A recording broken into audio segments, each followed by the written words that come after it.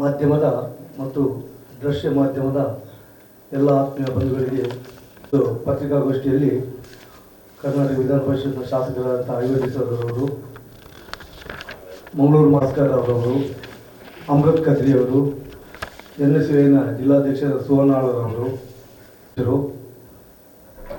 ಮತ್ತು ಸತೀಶ್ ಬೆಂಗಲ್ ಮಾಜಿ corporate, NP Manoraj ಮಾನ್ಯ ಶಾಸಕರಾದಂಥ ಐವಡಿಸರು ನೆರವೇರಿಸುತ್ತಾರೆ.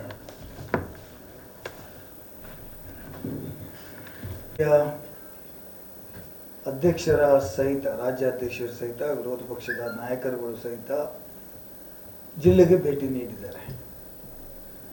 ಭೇಟಿ ನೀಡಿ ಸಂತ್ರಸ್ತ ಯಾರ್ಯಾರು ಇತ್ತೀಚೆಗೆ ನಡೆದ ಘಟನೆಗಳಲ್ಲಿ ಮೃತರಾಗಿದ್ದಾರೆ, ಯಾರ್ಯಾರು ಅಂತೆಲ್ಲ ಅವರಿಗೆ ಬೇಕಾದವರ ಮನೆಗಳಿಗೆ ಮಾತ್ರ ಹೋಗಿ ಅವರು ತಮ್ಮ ವಿಚಾರಗಳನ್ನು ಹೇಳಿದ್ದಾರೆ.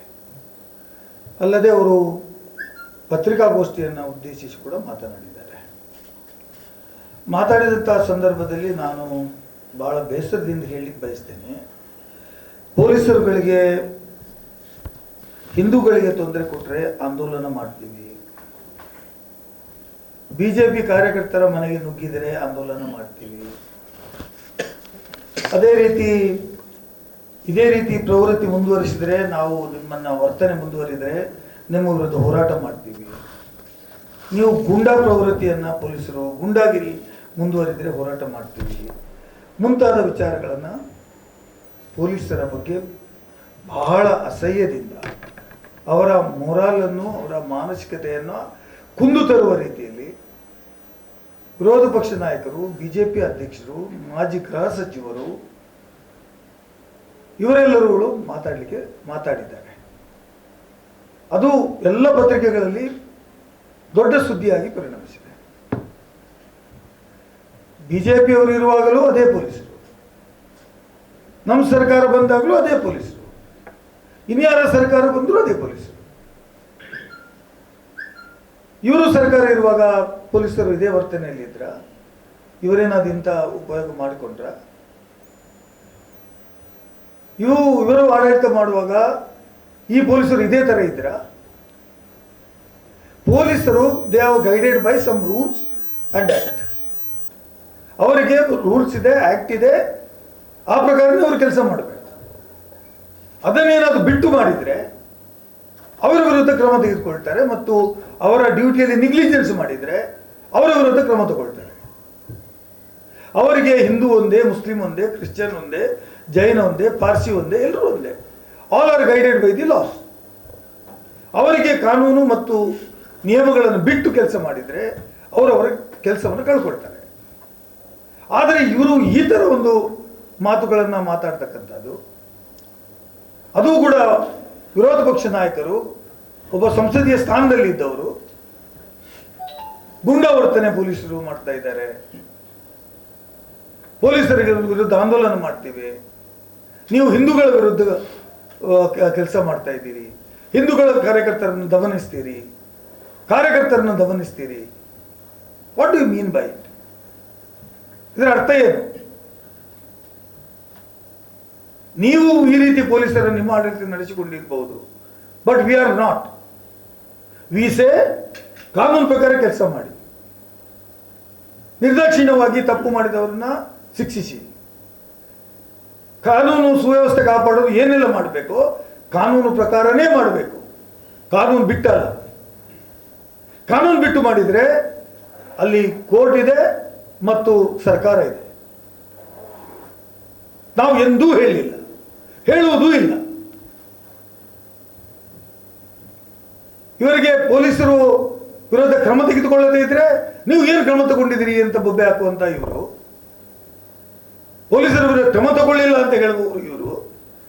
ಇವತ್ತು ಪೊಲೀಸರು ಕಾನೂನು ಪ್ರಕಾರ ತಮ್ಮ ಡ್ಯೂಟಿಯನ್ನು ಮಾಡಿದರೆ ಅವರದು ಗುಂಡಾವರ್ತನೆ, ಅವರ ವಿರುದ್ಧ ಆಂದೋಲನ, ಅವರು ಏಕಪಕ್ಷೀಯ, ಅವರು ಆನೆ ಕುದುರೆ ಅಂತ ನಲಿದಾಡುವವರು, ಅವರು ಭಿಕ್ಷೆ ಬೇಡುವವರು, ಅವರು ಕಾಂಗ್ರೆಸ್ ನಾಯಕರ ಮಾತಿನಂತೆ ಕುಣಿತಕ್ಕೆ ಬಲಿಯಾಗುವವರು, ಈ ರೀತಿ ಮಾತುಗಳನ್ನು ಮಾತಾಡುವುದರಿಂದ the moral of the police is gone down.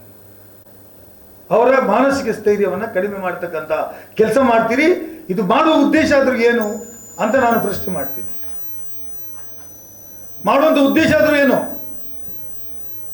ಪೊಲೀಸರು ಕ್ರಮ ತೆಗೆದುಕೊಳ್ಬಾರ್ದು ಅಂತ ಹೇಳ್ತೀರಾ?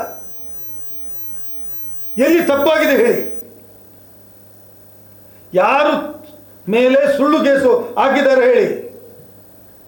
ಯಾರ ಮೇಲೆ ಯಾರಿಗೆ ಕಾನೂನನ್ನು ಬಿಟ್ಟು ಅವರು ತಮ್ಮ ಪರಿಮಿತಿಯನ್ನು ಮೀರಿ ಮಾಡಿದ್ದಾರೆ ಹೇಳಿ. ಅದನ್ನು ಹೇಳಬೇಕು ವಿರೋಧ ಪಕ್ಷ ಇರಬೇಕಾಗಿತ್ತು. ನಾಟ್ ದ್ಯಾಟ್ ನೀವು ಇಲ್ಲಿ ಅಲ್ಲಿಂದ ಇಲ್ಲಿ ಬಂದಿದ್ದೀರಿ, ನಾವು ಏನು ಬೇಕಾದ್ರೆ ಮಾತಾಡಿ ಹೋಗ್ಬೋದು ಅಂತ ಹೇಳೋದ್ರ ಬಗ್ಗೆ ತೀಕ್ಷ್ಣ ಕ್ರಮ ತಗೊಳ್ಬೇಕು ಅಂತ ನಾನು ಸರ್ಕಾರವನ್ನು ಒತ್ತಾಯ ಮಾಡ್ತೇನೆ. As a member of the legislative council ನಾನು ಸರ್ಕಾರಕ್ಕೆ ಒತ್ತಾಯ ಮಾಡ್ತೇನೆ. ಇಂಥ ಮಾತುಗಳು, ಈ ಪೇಪರ್ ಕಟ್ಟಿಗೆನೆಲ್ಲ ನಾನು ಕಳಿಸಿಕೊಡ್ತೇನೆ. ರಾಜ್ಯದ ಇಲಾಖೆ ಕಳಿಸಿಕೊಟ್ಟಿದ್ದೇನೆ, ಗೃಹ ಇಲಾಖೆ ಕಳಿಸಿಕೊಟ್ಟಿದ್ದೇನೆ. ಒಬ್ಬ ಸಂಸದೀಯ ಸ್ಥಾನದಲ್ಲಿದ್ದವರು ಅವರ ನಡತೆ ಹೇಗಿರಬೇಕು? ಮನೆಗೆ ಹೋಗ್ತೀರಿ, ಮನೆಗೆ ಹೋಗ್ಬಾರ್ದು, ಯಾರನ್ನಾದ್ರೂ ಹೇಳ್ಕೊಂಡು ಬರಬಾರ್ದು, ಪೊಲೀಸರು ವಿಚಾರಣೆ ಮಾಡಬಾರ್ದು, ನ್ಯಾಯ ಕೇಳಬಾರ್ದು ಅಂತ ಹೇಳಿದರೆ ಇದು ನ್ಯಾಯಸಮ್ಮತವಾದಂಥ ವಾದ ಅಲ್ಲ. ನೀವು ಎಲ್ಲಿಯೋ ಒಂದು ಕಡೆ ನಿಮ್ಮನ್ನು ರಕ್ಷಣೆ ಮಾಡಲಿಕ್ಕೆ ಪೊಲೀಸರನ್ನು ಅವಹೇಳನೆ ಮಾಡ್ತೀರಿ ಅಂತ ನಾನು ಹೇಳಬೇಕಾಗತ್ತೆ. ಅಥವಾ ಸಮಾಜದಲ್ಲಿ ಅಶಾಂತಿ ಸೃಷ್ಟಿಸಲು ನೀವು ಎಲ್ಲಿಯೋ ಒಂದು ಕಡೆ ಇಂಡೈರೆಕ್ಟ್ಲಿ ಈ ಥರ ಒಂದು ಪ್ರೋತ್ಸಾಹ ಕೊಡ್ತೀರಿ ಅಂತ ನಾನು ಹೇಳಲಿಕ್ಕೆ ಬಯಸ್ತೇನೆ. ನಮ್ಮ ಕಾರ್ಯಕರ್ತರು ಕರಾವಳಿ ಭಾಗದಲ್ಲಿ ನಿಮ್ಮ ಕಾರ್ಯಕರ್ತರು ಯಾವಾಗಿದ್ರು? ನಾವು ಕಾಂಗ್ರೆಸ್ ಪಕ್ಷದಲ್ಲಿ ಕೂಡ ಅದರ ಹಿಂದಿನ ಚುನಾವಣೆಯಲ್ಲಿ 8ರಲ್ಲಿ 7 MLA ಇತ್ತು. ನಾವು ಲಾಂಗ್ ಆಡಳಿತ ಮಾಡಿದ್ದೇವೆ ರಾಜ್ಯದಲ್ಲಿ. ಕರಾವಳಿಗೆ ಹಿಸ್ಟ್ರಿ ತಗೊಳ್ಳಿ ಇವತ್ತು, ಯಾವ ಪಕ್ಷಕ್ಕೆ ಎಷ್ಟು ಬೆಂಬಲ ಇತ್ತು ಅಂತ. ಮತ್ತು ನೀವು ಅಧಿಕಾರಕ್ಕೆ ಯಾವ ಥರ ಬಂದಿರಿ, ಯಾವ ಉದ್ದೇಶದಿಂದ ಬಂದಿರಿ ಅಂತೇಳಿ ಕೂಡ ಹೇಳಿ. ಯಾವ ವಿಚಾರ ಇಟ್ಕೊಂಡು ಬಂದಿರಿ ಹೇಳಿ. ನೀವು ನಮ್ಮ ಜೊತೆ ಸವಾಲಿಗೆ ಬನ್ನಿ. ಯಾವ ಅಭಿವೃದ್ಧಿ ಕಾರ್ಯಕ್ರಮದ ಮೂಲಕ ನಿಮಗೆ ಅತ್ಯಂತ ಹೆಚ್ಚು ಬೆಂಬಲ ಕರಾವಳಿಯಲ್ಲಿ ಬಂತು ಅಂತ ಹೇಳೋದ್ರ ಬಗ್ಗೆ ಚರ್ಚೆ ಮಾಡೋಣ. I am ready to come. ಅದನ್ನು ಬಿಟ್ಟು ಕ್ರಮ ತೆಗೆದುಕೊಂಡ್ರೆ ಪೊಲೀಸರನ್ನು ಬೈತೀರಾ, ತೆಗೆದುಕೊಳ್ಳದೇ ಇದ್ರೆ ಪೊಲೀಸರೇ ಇಲ್ಲ ಹೇಳ್ತೀರಾ, ಕಾನೂನೇ ಇಲ್ಲ ಹೇಳ್ತೀರಾ. ಈ ಎರಡೂ ನೀವು ಹೇಳಲಿಕ್ಕೆ ಬರೋದಿಲ್ಲ. It can not be accepted. ಇಲ್ಲಿ ಸರ್ಕಾರ ಇದೆ. ಆಂಟಿ ಕಮ್ಯುನಲ್ ಫೋರ್ಸ್ ಅನ್ನ ತಂದ್ರೆ ಅದು ಯಾಕೆ ತಂದ್ರಿ, ನಮ್ಮನ್ನೆಲ್ಲ ದಮನಿಸ್ಲಿಕ್ಕೆ ತಂದಿರಿ ಅಂತೀರಾ. ತರದೇ ಇದ್ರೆ ನೀವು ಹೇಳಿ ಹೋದವರು ಮಾಡಲೇ ಇಲ್ಲ ಅಂತ ಹೇಳ್ತೀರಾ. ಅಂದ್ರೆ ನಿಮ್ಗೆ ಎಲ್ಲಿಯೋ ಒಂದು ಕಡೆ ಶಾಂತಿ ಮತ್ತು ಸೌಹಾರ್ದತೆ ಜಿಲ್ಲೆಯಲ್ಲಿ ಇರಬಾರ್ದು ಅಂತ ಹೇಳುವ ರೀತಿಯಲ್ಲಿ ಬಿಜೆಪಿಗೆ ಅನಿಸಿದಾಗ ನನಗೆ ಅನಿಸ್ತದೆ.